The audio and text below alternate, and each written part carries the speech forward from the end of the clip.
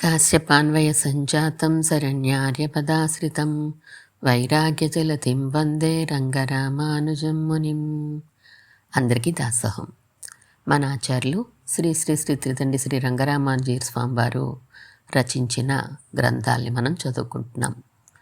పరమాత్మ, దేవుళ్ళు, మనము అనే టాపిక్ మీద మన ఆచార్యులు అందించిన ఒక గొప్ప గ్రంథాన్ని, వివిధ దర్శనాలు, మతాలు గురించిన ప్రాథమిక జ్ఞానాన్ని మనం తెలుసుకుంటూ ముందుకు వెళ్తున్నాం. మనం పురుషోత్తం గారు పూర్వమీమాంసకుల గురించి చెప్తున్నారు.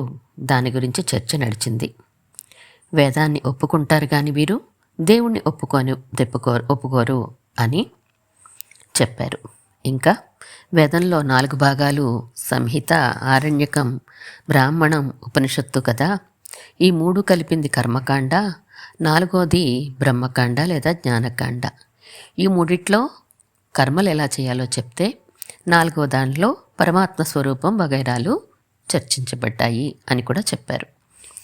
మనం దర్శనాలు, మతాల గురించి చదువుకుంటున్నాం కాబట్టి ఇక్కడి నుండి మనం వేదం అంటే మొదటి భాగమైన కర్మకాండ అని, ఉపనిషత్తు అంటే వేదం 2వ భాగమైన బ్రహ్మకాండ అని గుర్తుంచుకోవాలి అని అందరికీ తెలియచేశారు.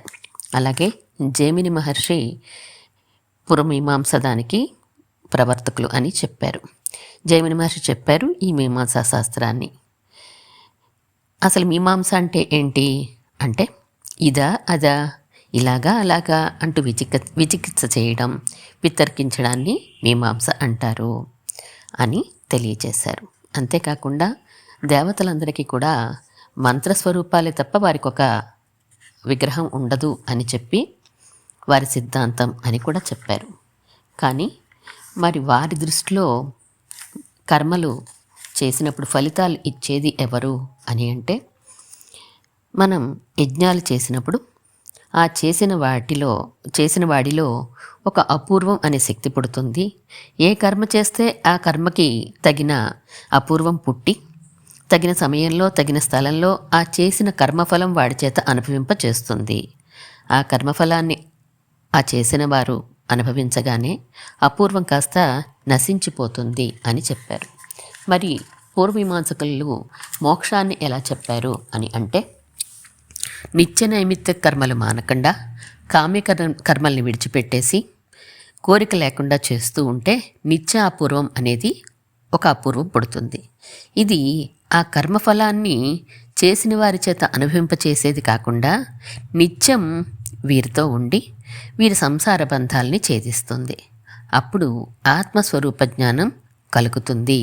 అదే మోక్షం అని పూర్వమీమాంసకుల విషయంలో చెప్పారు. శాస్త్రి గారు అడిగారు, మరి మా పంచాయతనంలో మేము విగ్రహాలనే కదా పూజిస్తాము, అసలు మేము ఏ దర్శనానికి లేదా మతానికి చెందిన వారము మాకు తెలియట్లేదు, మేమెవరము అని అడిగారు. పంచాయతనంలో 5గురిని పూజిస్తారు కదా, విష్ణువు, రుద్రుడు, అంబిక, సూర్యుడు, గణేశుడు. వీరిని అలవాటుగా ఆరాధనలో ఉంచుకునే మేము పూర్వమీమాంసకులమా, మాకు తెలియట్లేదు అని అన్నారు శాస్త్రి గారు. ఎవరిది ఏ మతమో తెలియకుండా పోయింది అని చెప్పారు పురుషోత్తం గారు.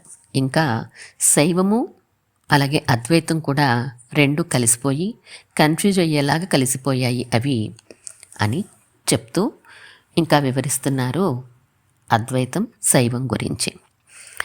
ఇంకా మీరు తరచి అడుగుతున్నారు కనుక ప్రసిద్ధంగా ఉన్న ఇంకొక వాదం కూడా చెప్తాను, వినండి.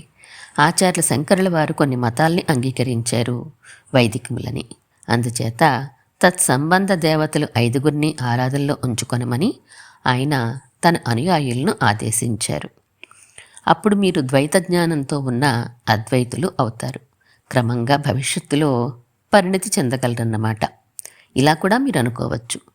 ఏమైనప్పటికీ మీ లక్ష్యం ఏమిటో నిర్ణయించుకొని తత్సంబంధ ఆచరణలోకి దిగడం న్యాయం అని చెప్పారు పురుషోత్తం గారు. విగ్రహారాధన ఆదిమజాతి వారి అలవాటు అని ఒక వాదం ఉందే, అవధాని గారు అన్నారు. ఆదిమజాతి అంటే అనాగరికులనా మీ ఉద్దేశం? అన్నారు. అలా అని క్రైస్తవులు అన్నారు. తొలి మానవ జాతిలో నిజానికి విగ్రహారాధన లేని ఉన్నతమైన మతాలుండేవి, కానీ తర్వాత దిగజారిపోయి అనాగరిక మానవజాతి విగ్రహారాధనని ప్రారంభించిందని, కానీ శాస్త్రజ్ఞులు బాగా నాగరికత వృద్ధి పొందిన జాతుల్లో కూడా విగ్రహారాధన ఉంది అని రుజువు చేశారు. ఏది ఎలా ఉన్నా దేవతారూపంగా చెక్కబడిన రాతిని కానీ, కర్రను కానీ, దేవతారూపం పెయింట్ వేయబడిన కాగితాన్ని కానీ చూసిన మానవుడికి మామూలు రాయిని, కర్రని, కాగితాన్ని చూసిన దానికన్నా ఎక్కువ ఉత్తేజం కలుగుతుంది అనేది ఎవరూ కాదనలేరు. అంతేకాదు, క్లాస్ పాఠాలు చెప్పుకున్నప్పుడు ఊహలో కంటే బొమ్మలో పాఠం బాగా అర్థమవుతుంది. ఇంకో విషయం, విగ్రహరహితమైన ఆధ్యాత్మిక చింతన కంటే విగ్రహసహితమైన ఆధ్యాత్మిక అనుష్ఠానం ఎక్కువ సాంఘిక, నైతిక ప్రయోజనాల్ని సాధిస్తుందని మోడర్న్ రీసెర్చ్లో తేలిందట. విగ్రహారాధన నిషేధించిన క్రైస్తవుల్లో అది పూర్తిగా పోయిందంటారా? జీరో అవలేదనే చెప్పాలి. ఆర్థడాక్స్ చర్చిలలో, అంటే తూర్పు చర్చిలలో యేసు తల్లి అయిన మేరీమాతని ఆరాధించడం ఇంకా కనిపిస్తోంది. ప్రస్ఫుటంగా కొన్ని శాఖలు మానేసి ఉండవచ్చు, కానీ అన్ని శాఖలు మానలేదు. జీసస్ క్రైస్ట్ ఫోటో ఇంట్లో గోడకు తగిలించుకొని ప్రార్థనా సమయంలోనో ఆపదలోనో అటు చూసి నమస్కరించేంత వారెంతమందో లెక్కకు మించి ఉన్నారు కదా. అదైనా విగ్రహారాధన క్రిందే వస్తుంది. మహమ్మదీయుల్లోనో వీరు కాస్త తీవ్రంగానే పాటించి ఆ హడావుల్లో భారతదేశంలోని విగ్రహాలన్నింటినీ నాశనం చేశారు. కానీ మక్కాలో ఉన్న కాబా నల్లరాయి పూజ మాత్రం మానలేదు. అదో విచిత్రం.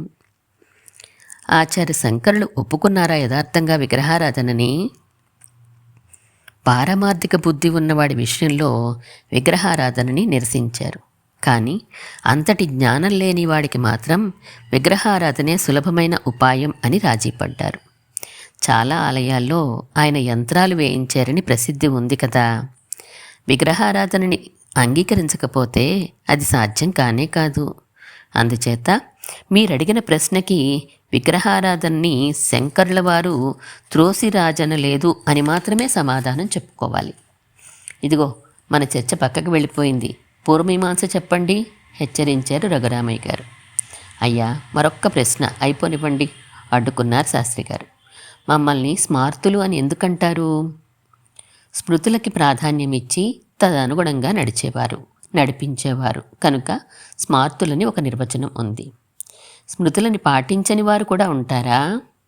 పాటించని వారు ఉంటారని కాదు, వేదాల్లోనూ స్మృతులలోనూ ఆగమాల్లోనూ కూడా మానవ జీవితపు కొన్ని విధి విధానాలు, కర్మల స్వరూపాలు, అనుష్ఠాన ప్రక్రియలు వివరించబడి ఉన్నాయి.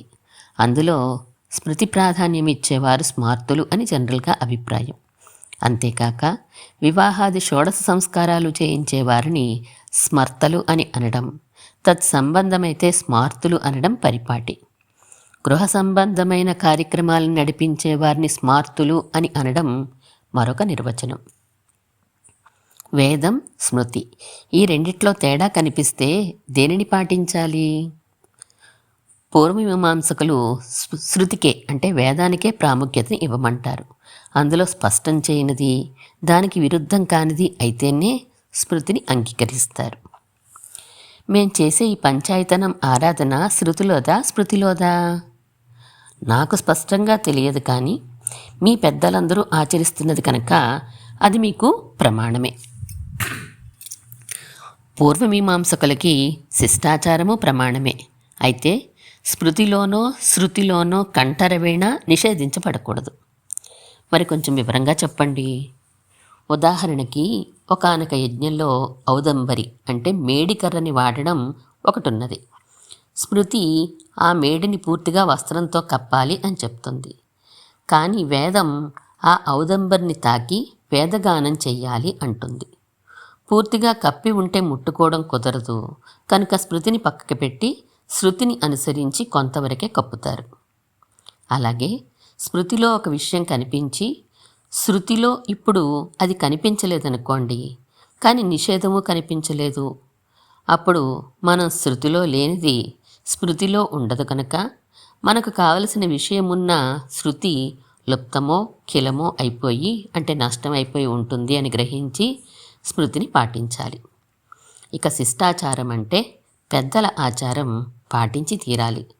పెద్దలు శృతి స్మృతులు చూడకుండా చేయరు కనుక ఆ ప్రత్యేక విషయం మనకిప్పుడు లభిస్తున్న శృతి స్మృతులలో లేకపోయినా అది లుప్తమైపోయి ఉంటుందని గ్రహించి పెద్దల ఆచారాన్ని మనం పాటించి తీరాలి అని పూర్వమీమాంసకులు దృఢపరిచారు.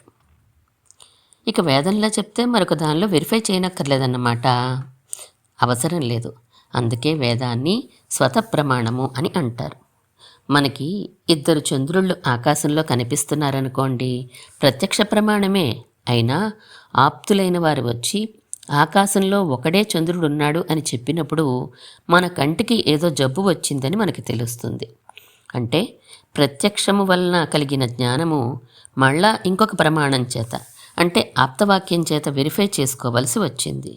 వేదాన్ని మాత్రం అలా వెరిఫై చేసుకోనక్కర్లేదు.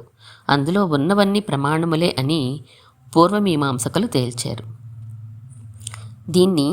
ఈ వేదాన్ని అపౌరుషేయం అని ఒప్పుకున్నారా వారు?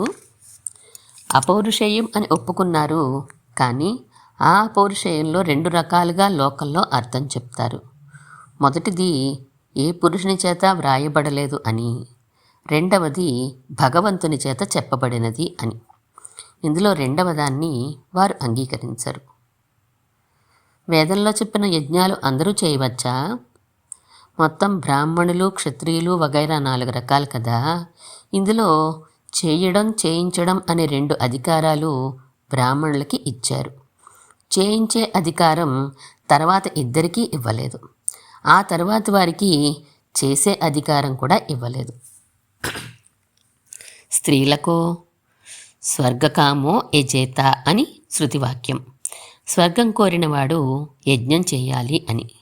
ఇక్కడ కోరినవాడు అని పుంలింగమే ఉంది కనుక స్త్రీలకి చేసే అధికారం లేదు అని నిర్ణయం కొందరిది. కాదు, అలా నిర్ణయించకూడదు. స్త్రీలకి స్వతంత్రంగా యోగ్యత లేకపోయినా కానీ భర్తతో కలిస్తే ఉన్నది అని కొందరంటారు. దంపతులకు అధికారం ఉన్నది అని నిర్ణయమే ప్రముఖమైనది. స్పష్టంగా శృతి చెప్పలేదా? లేదంట. స్మృతే ఆధారం ఈ విషయంలో. వీరికి అసలు ప్రమాణాలెన్ని? ప్రత్యక్షం, అనుమానం, శబ్దం అంతేనా, లేక నైయాయికుల్లా ఉపమానం కూడా తీసుకున్నారా? ఈ జైమిని మహర్షి పూర్వమీమాంసా సూత్రాలకి వ్యాఖ్యానం వ్రాసిన వారు 2 వారిలో వారికి స్వల్ప భేదాలున్నాయని చెప్పాను కదూ. అందులో ప్రభాకరుడనే ఆయన అర్ధాపత్తి అనే ఇంకొక ప్రమాణాన్ని అంగీకరించారు. అంటే జ్ఞానం కలగడానికి ఇంతవరకు ఉన్న ప్రత్యక్షం, అనుమానం, శబ్దం, ఉపమానం చాలవని అనుకున్నారా? ఆ చాలవు, అర్ధాపత్తి కూడా ఉండాలి అన్నారు. ఇది ఎలా జ్ఞానాన్ని ఇస్తుంది? దేవదత్తుడు అనేవాడున్నాడు. పగటి పూట భోజనం చేయడు, మనకి తెలుసునది. కానీ చాలా బలిసి ఉన్నాడు. భోజనం అసలే చెయ్యకపోతే బలిసి ఉండడం కుదరదు కనుక పగటిపూట చెయ్యడు అని రుజువైంది కనుక రాత్రిపూట చేస్తూనే ఉండి ఉంటాడు అనే జ్ఞానం మనకి కలుగుతుంది. అది అర్ధాపత్తి. ఇది ఒక విధంగా అనుమాన ప్రమాణంలో కలిసిపోతుందేమో అనే అంటారు విశిష్టాద్వైతులు. కానీ ప్రభాకరులు ఒప్పుకోరు. సరిపోని వారిష్టం. ఆ ఆర్గ్యుమెంట్కి మనం వెళ్ళనక్కర్లేదు. కానీ ఈ 5 ఇంకా ప్రమాణాలు ఉన్నాయన్నారా ఇంకెవరైనా? అనకపోవడమేమి, ఇంకో 5 ఉన్నాయి. అనుపలబ్ధి అనే ఇంకొక దాన్ని అంగీకరించారు. ఈ మీమాంసా శాస్త్రాన్ని వ్యాఖ్యానం చేసిన ఇంకొక ఆయన కుమరిల భట్టు. అదేంటది? ఇక్కడ ఈ టీపాయ్ మీద కొండుందా? లేదు. ఎలా తెలిసింది? లేదు కనుక తెలిసింది. ఉపలబ్ధి అంటే పొందడం లేదు కనుక తెలిసింది కదా. దీనినే అనుపలబ్ధి అంటారు. ఎందుకీ ప్రమాణం? ప్రత్యక్షంగా లేదు కనుక ప్రత్యక్ష ప్రమాణమే అనవచ్చు కదా. అనవచ్చునంటారు విశిష్టాద్వైతులు. కానీ కుమరిల పట్టువారు అంటారు, ప్రత్యక్షం అంటే ఇంద్రియాలకి వస్తువులకి సంబంధం కలిగితే లభించే జ్ఞానం కదా. కుండ అక్కడ లేదు కదా. అందుచేత కుండకి కంటికి సంబంధం కలగకుండానే కుండ లేదని తెలిసింది కనుక దీనిని ప్రత్యక్షం అనడానికి వీలు లేదు అని అంటారు. భలే బాగుంది ఈ ఆర్గ్యుమెంటు. సరే, దీనికి విశిష్టాద్వైతుల్లో ఎవరో వీరిని విమర్శించిన వారేమంటారు? భలే వాడివయ్యా, కుండ కనిపిస్తోందంటే అక్కడ భూమి కూడా కనిపిస్తోంది కదా, ఆ కుండ ఆ భూమికి విశేషణం అవుతుందా అవదా అని అడుగుతారు. అంటే అర్థం కాలేదు. నేను తెల్లగా ఉన్నాను, తెల్లగా అనేది నాకు విశేషణం అన్నమాట. నేను కనిపించి తెల్లతనం కనిపిస్తోంది నీ కంటికి కదా, అలాగే భూమి కనిపించి దాని మీద కుండ కనిపిస్తోంది నీ కంటికి. అందుచేత భూమికి కుండ ఉండడం అనే విశేషణము నీ కంటికి కనిపిస్తోంది. అది ప్రత్యక్షమని ఒప్పుకుంటావు కదా. ఇంద్రియానికి వస్తువుకి సంయోగం కలిగింది కనుక ప్రత్యక్షమే. ఇక్కడ వస్తువు ఏమిటి? కుండ, భూమా? రెండూను కాదు. భూమి లేకుండా కుండ ఉండలేదుగా, లేదా టీపాయ్ లేకుండా కుండ ఉండలేదుగా. అందుచేత నీకు కనిపించిన వస్తువు ఇక్కడ కుండ ఉండడము అనే విశేషణం కల భూతలమో టీపాయో తప్ప కేవలం కుండ కాదు, అవునా? ఒప్పుకుందాం, తప్పే ఉంది. అక్కడ కుండ లేదనుకో, ఇప్పుడేం కనిపిస్తుంది? ఏం కనిపిస్తుంది? ఏమీ ఆగండి అర్థమైంది. కుండ లేని భూమి కనిపిస్తుంది. కుండ లేకపోవడం అనే విశేషణమున్న భూమి కనిపిస్తుంది. కంటికి వస్తువుకి సంయోగం ఉన్నది కనుక ఇది ప్రత్యక్షమే. బాగుంది వీరి ఆర్గ్యుమెంట్. సరే, ఇంకో ప్రమాణం గురించి చెప్పండి. ఇక ఆ తర్వాతి ప్రమాణము సంభవము. అంటే ఓ కుంచెడు వడ్లున్నాయి అని చెప్పామనుకోండి, సేరు వడ్లున్నాయి, అర్ధసేరు వడ్లున్నాయి, చటాకు వడ్లున్నాయి అని మీకు జ్ఞానం కలిగిందా లేదా? ఇదే సంభవం. అబ్బే, ఇది అనుమాన ప్రమాణంలో భాగమే. ఐతిహ్యం అని ఇంకో ప్రమాణం ఉన్నది.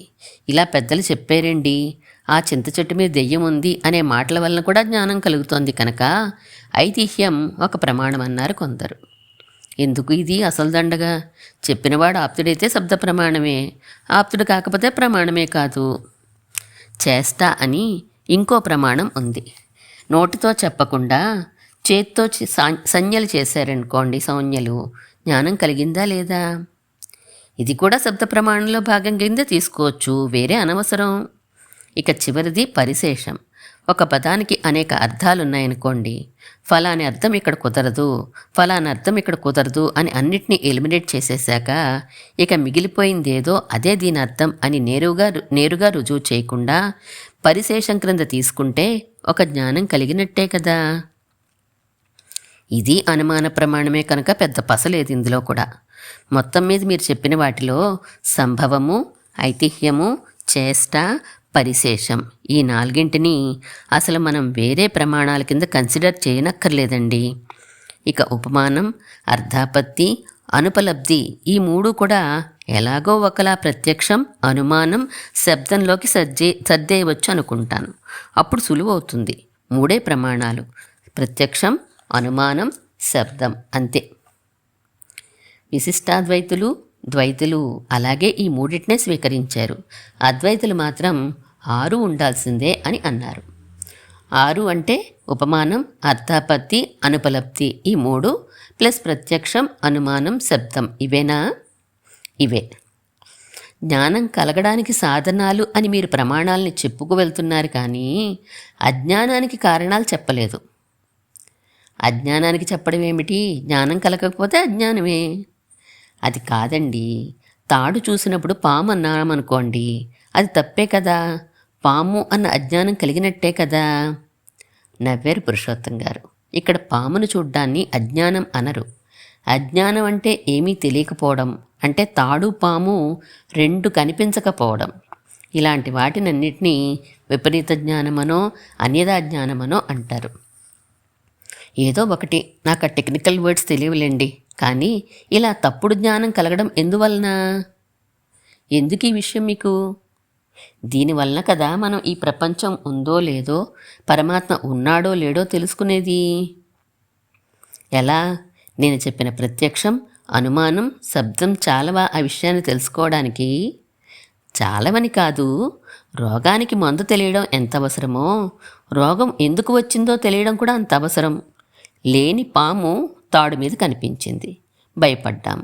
అలాగే లేని పరమాత్మ ఉన్నాడనుకుని భయపడుతున్నామేమో తెలుసుకోవద్దు. అంతేకాదు, ఉన్న తాడు కనిపించలేదు, అందుచేత దానిని ఉపయోగించుకోలేకపోయినా. అలాగే ఉన్న పరమాత్మ కనిపించకపోతే మరి ఆయన ఉపయోగం పోయినట్టే కదా. అందుచేత ఉన్నది లేనట్లు, లేనిది ఉన్నట్లు తూపింపచేయడానికి కారణాలు మనకి తెలిసి తీరాలి. అప్పుడే ఒక నిర్ణయానికి రాగలం. ఈ విషయం శాస్త్రం చెప్పలేదా? పెద్దలకి ఈ మాత్రం తోచకుండానే ఉంటుందంటారా? వెరీ గుడ్ రఘురామయ్య గారు. ఇలా ఆలోచించగలిగే వాళ్ళు ఉంటే దర్శన శాస్త్రం, ఫిలాసఫీ చెప్పే వాళ్ళకి భలే ఉత్సాహంగా ఉంటుంది అంటూ మహా సంతోషంగా ప్రారంభించారు. మీరు ఇప్పుడు చెప్పిన విషయాల్ని మిథ్య అంటారు. అంటే ఫాల్స్ అని అర్థం, భ్రాంతి అన్నమాట. యథార్థమైన వస్తువు ఒకటైతే ఇంకొక వస్తువుగా భ్రాంతి పడడం, దీనికి ఒక్కొక్క పండితులు ఒక్కొక్క విధంగా వివరించి దాని కారణాలని చెప్పారు. అదే చెప్పమని నా ఉద్దేశం. నాకు ఆ భ్రాంతి అన్న పదం వాడాలని తెలియలేదు. సాధారణంగా ఇవి చెప్పుకునేటప్పుడు తాడు పాము ఉదాహరణ కానీ, ముత్యపు చిప్ప వెండి ఉదాహరణ కానీ చెప్తారు. తాడు పాము తెలుసును, ముత్యపు చిప్ప వెండి ఏమిటి? ముత్యపు చిప్ప వెండిలా తెల్లగా మెరిసిపోతూ ఉంటుంది. దానిని చూసి వెండే అని భ్రాంతిపడడం అంతే. సరే చెప్పండి, మొదట బౌద్ధుల్ని తీసుకుందాం. ఎవరిని? అంతా శూన్యం అనేవారినా? బాహ్య పదార్థాలే శూన్యం అనేవారినా? చాలా బాగా గుర్తున్నాయే, వెరీ గుడ్. మొదటి వారిని మొదట తీసుకుందాం. వీరిది అంతా శూన్యం కదా, అందుచేత తాడు మీద పాము కనిపించడం అనేదంటూ ఏమీ లేదంటారు. తాడు లేదు, పాము లేదు. ఏమీ లేనిది కనిపించేటప్పుడు అది తాడైతేనే పామైతేనే? సరే, వీళ్ళతో సరిపెట్టుకోవద్దు. వీళ్ళతో పెట్టుకోవద్దు. అన్నీ శూన్యం అయితే తాడొకమారు పామొకమారు ఎందుకు కనిపించాలి? ఏమడిగినా వీళ్ళది ఒకటే ఆర్గ్యుమెంట్ వస్తుంది. వీళ్ళని అలా పక్కకుంచండి. ఇక ఆత్మ ఒకటే ఉన్నది, బయట పదార్థాలు లేవు అనే బౌద్ధం వారి గురించి చెప్పండి. వీరేమంటారంటే, ముత్యపు చిప్ప మీద వెండి మీకు కనిపించి భ్రాంతి చెందుతున్నారనుకుంటున్నారు మీరు, కానీ అది కాదక్కడ జరిగింది అని అంటారు. మరి ఏం జరిగిందట? ఇంద్రియాలు అంటే కళ్ళు ముత్యపు చిప్పను చూశాయి, కానీ వెండి కనిపించింది. ఇంద్రియాలు ముత్యపు చిప్ప కలిశాయి, కానీ ఇంద్రియాలు వెండి కలవకుండానే వెండి కనిపించిందే. ఆశ్చర్యం. అదే వారనేది.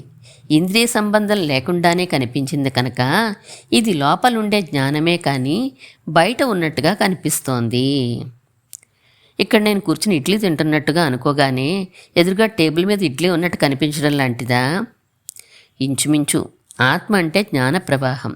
అదే బయటికి ప్రవహించి వస్తువుల ఆకారాన్ని పొందితే వస్తువులు మనకి కనిపిస్తాయి. ఇక్కడ వెండి అనే జ్ఞానం బయటికి ప్రవహించలేదు, ఎందుకంటే వెండి నిజంగా బయట లేదు కనుక. లోపల ఉన్న వెండి అనే జ్ఞానాన్ని బయట ఉందేమో అని అనుకుంటున్నాం. అందుచేత వీరిది ఆత్మఖ్యాతి. ఖ్యాతి అంటే ఇదే మనం చెప్పుకుంటున్న భ్రాంతి జ్ఞానం. శూన్యవాదులది అసత్ఖ్యాతి. సత్ అంటే ఉండడం, అసత్ అంటే లేకపోవడం. అసత్ఖ్యాతి అంటే ఏమీ లేకుండానే కనిపించడం. ఈ యోగాచారులది ఆత్మఖ్యాతి. అంటే బయట కనిపించే లేని వెండి కానీ పాము కానీ జ్ఞానాకారాలే అని అంటారు. ఈ ఇద్దరి విషయంలోనూ కూడా ఏది భ్రాంతో ఏది సరైనదో తేలే మార్గం ఏది? అది వెండ, ముత్యపు చిప్ప? ఈ తేడాలు ఎందుకు రావాలి?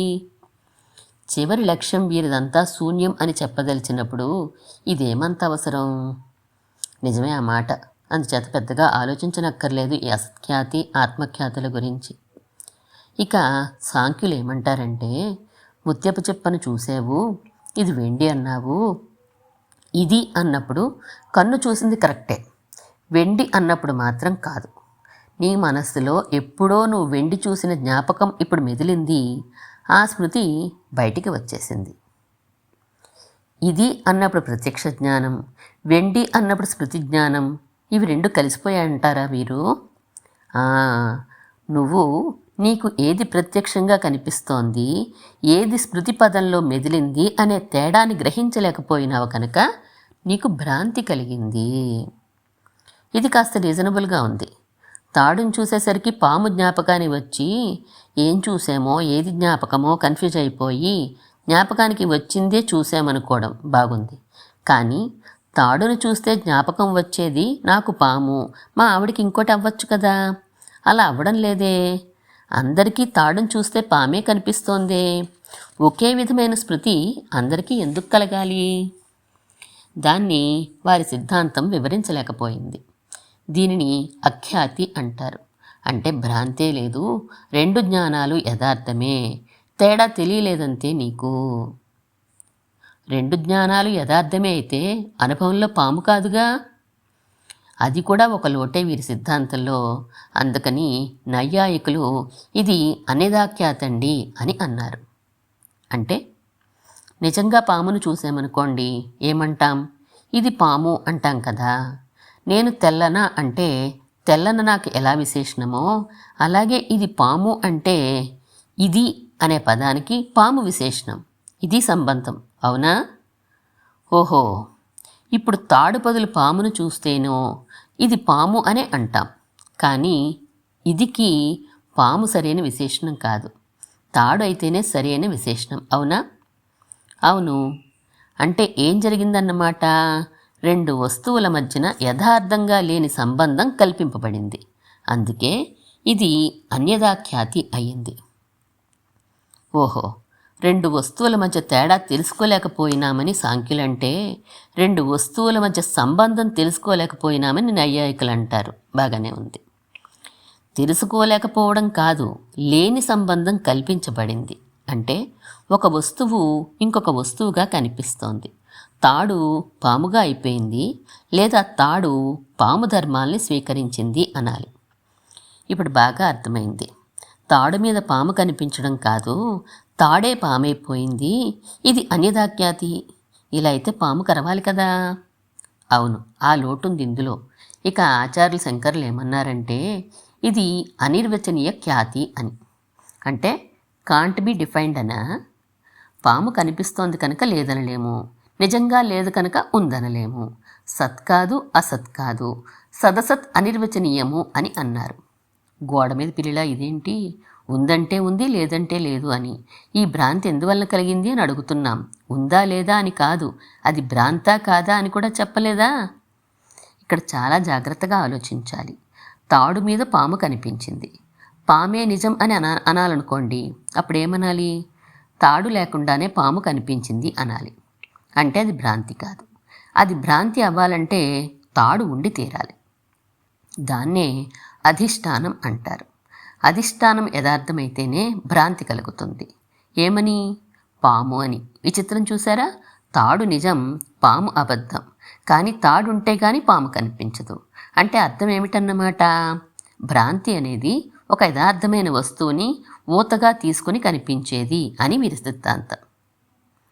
అయితే ఈ భ్రాంతికి ఎప్పుడూ ఆ యథార్థమైన వస్తువు ఊతగా ఉంటుందా? అప్పుడప్పుడునా? అంటే తాడు మీద పాము ఎప్పుడూ ఉంటుందా, ఎప్పుడో ఉంటుందా? ఎందుకని అలా అడుగుతున్నారు?